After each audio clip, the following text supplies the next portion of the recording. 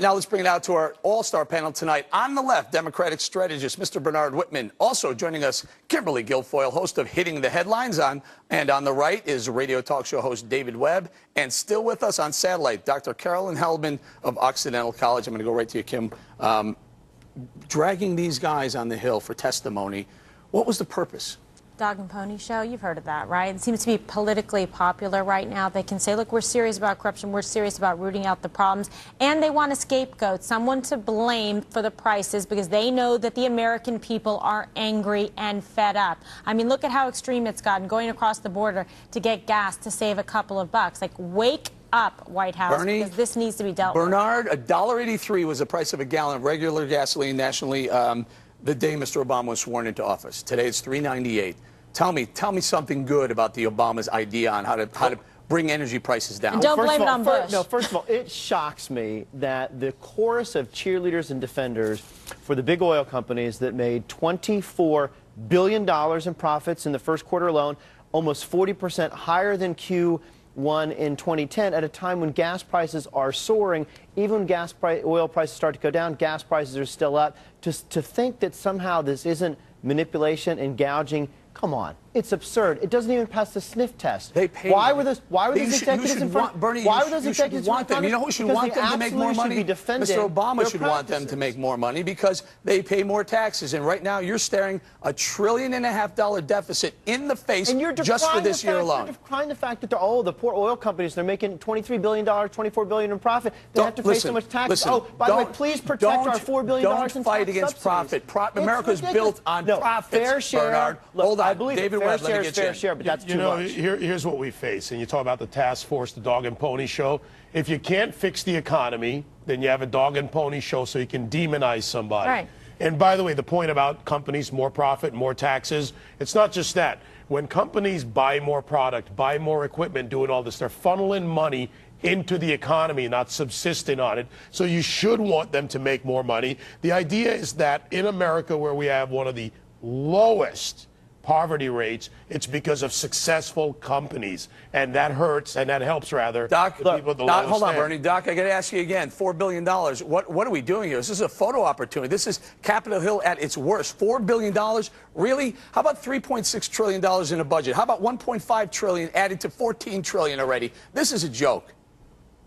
Well, Eric, it's certainly symbolic, right? But I would very much agree that oil companies are making unconscionable profits. There is no such thing. There is no such thing. That's an oxymoron, Doctor. No, that is not true. That's not true. Gas is over $4 a gallon. That is not true. It's immoral. Let her finish.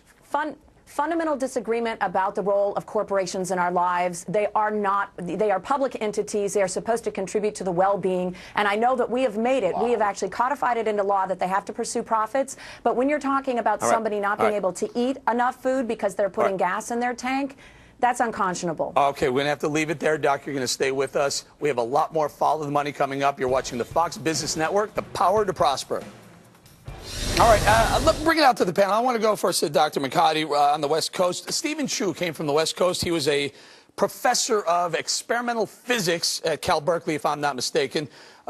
That's our energy guy. That's our Secretary of Energy. Not only is that a problem, he also said at some point we need $8, $9, or $10 gallons of gasoline to really bring demand down so we can get prices down at the pump. Carolyn, please tell me, this is the guy who's running our energy program. You're comfortable with that?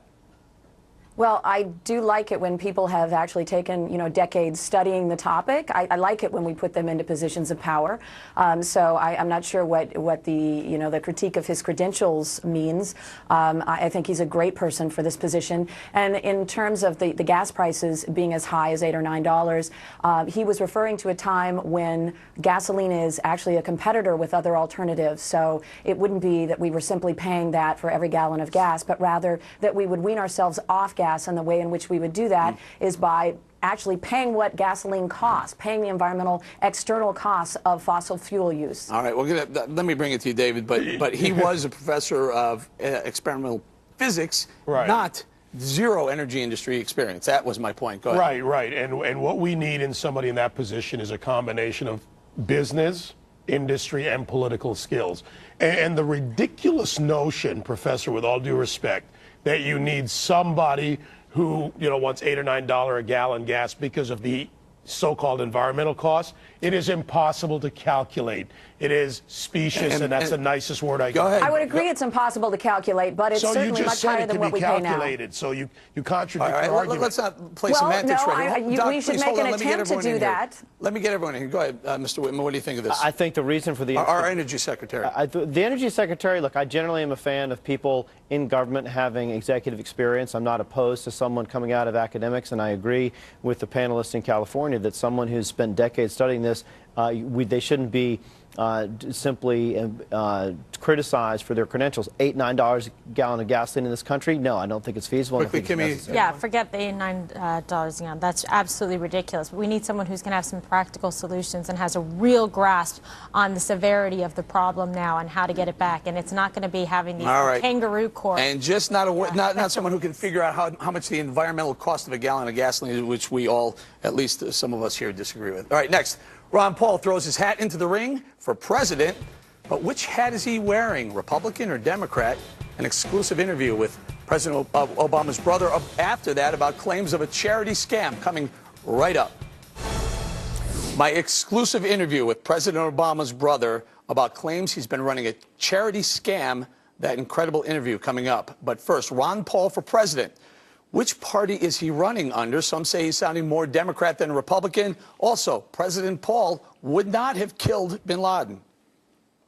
Are you asking us to believe that a President Ron Paul could have ordered the kill of bin Laden by entering another sovereign nation? No, I think things would be done somewhat differently. Well, he would put this mass murderer on trial. Are you kidding me? Joining now is Chris Malagisi, president of the Young Conservatives Coalition. Tell us about it, sir. Tell us. You don't think he sounds very Republican? Is that what you're saying? No, I don't think so at all. I think, when we were watching the debate last week, if anybody was, without the interludes of Tim Pawlenty, Herman Cain, and Rick Santorum, I had to pinch myself to remind myself that I was watching a Republican debate, not a Democrat debate. What bothered you about it? Which parts rung your bell a little bit? Well, Ron Paul and Gary Johnson, they seem to be, right on the fiscal issues, but when it comes to the social and national security issues, which are very important, they seem to be on the opposing side. I guess if you look at the issues when asked about our missions in Iraq and Afghanistan, are you for successfully concluding it? And they said no. Are you for Arizona for allowing them to protect themselves from illegal immigration? They say no. They're for legalizing heroin, cocaine, and marijuana. And just as your segment a second ago said, he admitted that he wouldn't have gone into Pakistan to go after Osama bin Laden. That's not mainstream conservatism, and that sure is not mainstream republicanism. All right, let me bring it out to the panel here. David, what about it? Are you a fan? Not really. And it's based on his policies. Look, a lot of people like Ron Paul, and I can see my emails lighting up right now. Sure, no, but we need to clarify this, But we need to clarify that. He has a huge amount of backing. He's a lot of supporters, Tea Party behind him as well. But not enough. The thing is, Ron Paul can't get the conservative bloc and the independents together, which is what we need right now. It's just that he doesn't have practical foreign policy. He goes to the extreme of libertarian. I have libertarian views, but not to that extreme, and it makes no sense in the real world.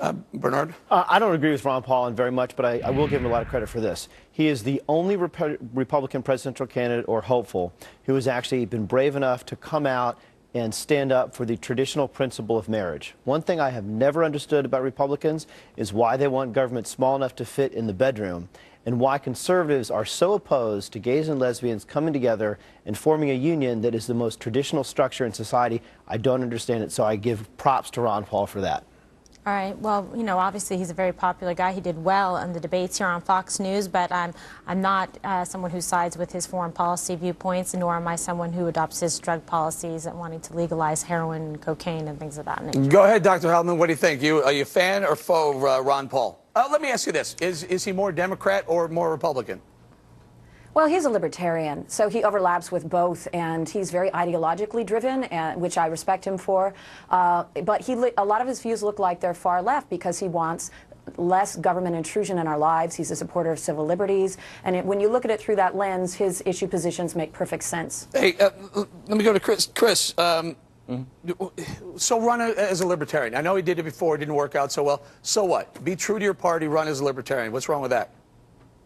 Well, there's nothing wrong with that, and I don't disparage Ron Paul for running for president. I mean, he served his country honorably on the fiscal issues. I'm right with him most of the time there, but the Republican Party itself is bigger than just fiscal issues. We have some serious social and defense issues at stake here, and I think you have to look at the totality of a candidate. And they typically have to run Republican or Democrat or they won't have the funding. We're going to have to leave it there. We're going to leave it there. Sorry to say thank you to Chris Melagisi. Thank you so much for being here. Coming up next, my exclusive interview with Obongo Malik Obama, brother of the president who's accused of running a charity scam. You don't want to miss this one.